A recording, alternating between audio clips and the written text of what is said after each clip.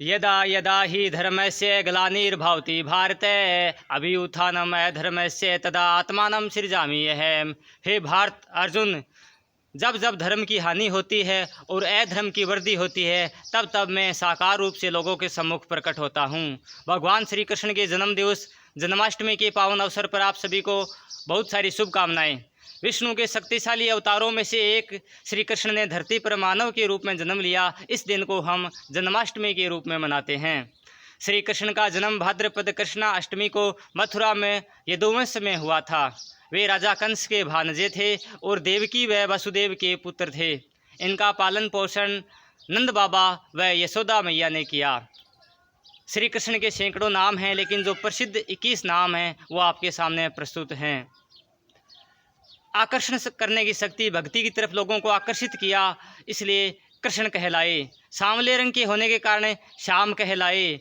सम्मोहित करने की शक्ति होने के कारण मोहन कहलाए। वन में विचरण करने के कारण बनवारी कहलाए। माया के पति होने के कारण माधव कहलाए। मूर नामक राक्षस के अरी होने के कारण मुरारी कहलाए। और गायों का रक्षक होने के कारण गोविंद कहलाए। और गायों का पालन करने के कारण गोपाल कहलाए। गिरी कहते पर्वत को, गिरी को धारण करने वाले गोवर्धन पर्वत, तो गिरी को धारण करने के कारण गिरिधर कहलाए। और मुरली को धारण करने के कारण मुरलीधर कहलाए। पेट पर रस्सी बंदी होने के कारण दामोदर कहलाए।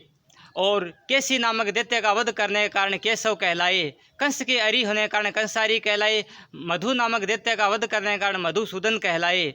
और पार्थ कहते हैं अर्जुन को, अर्जुन के सारथी होने के कारण इनको पार्थ सारथी कहा जाता है। नंद बाबा के पुत्र होने के कारण नंद नंदन कहा जाता है।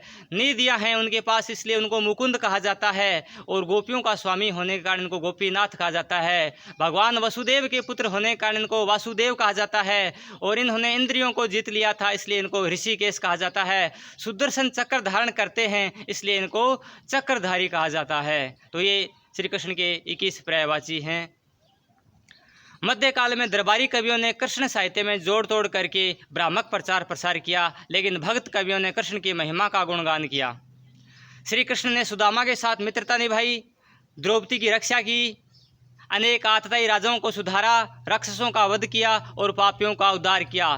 गीता में भगवान श्री कृष्ण स्वयं कहते हैं, परित्राणाय साधूनाम विनाशाय च दुष्कृताम धर्म संस्थापनार्थाय संभवामि युगे युगे।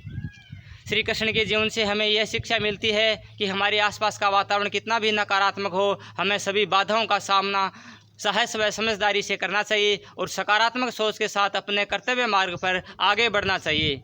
गीता में श्री कृष्ण ने कर्म योग, ज्ञान योग एवं भक्ति योग का संदेश दिया है। कर्मणि एव अधिकारते मा फलेषु कदाचन, अर्थात तेरा कर्म करने में ही अधिकार है, उनके फलों में कभी नहीं।